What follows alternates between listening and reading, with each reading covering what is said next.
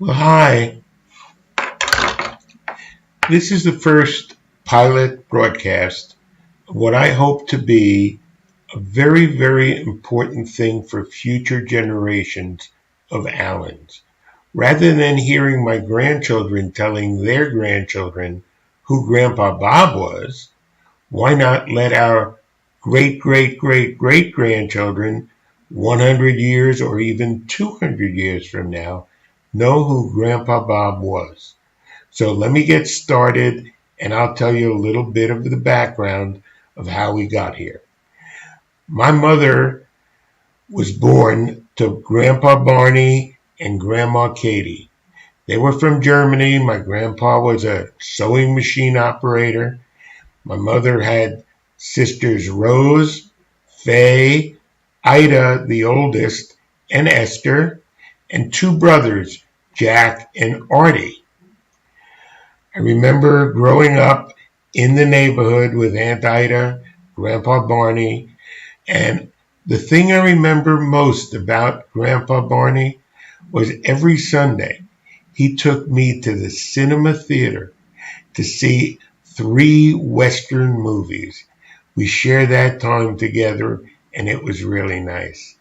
Also, it was Uncle Artie who basically was the reason we moved from New York to California, which will be discussed in a later episode.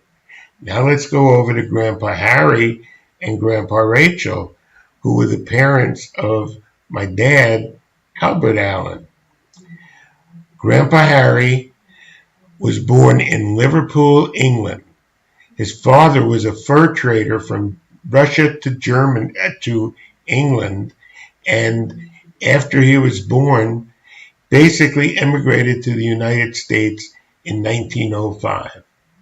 He was an entrepreneur and a visionary and started the first taxi cab company in New York City.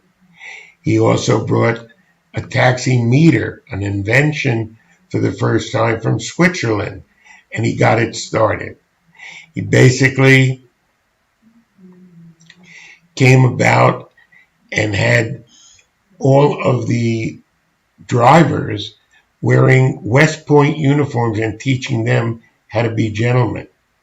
Lasted 3 years, and the first thing that happened to the visionary Allen family was caused by a union that said, "Oh, Harry, thanks for showing us what we need to do.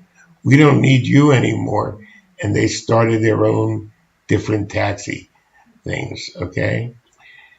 Grandma Rachel came from a family that basically was from Worcester, Massachusetts, into bridge, the card game, and her brother was the captain of the 1957 World Bridge team.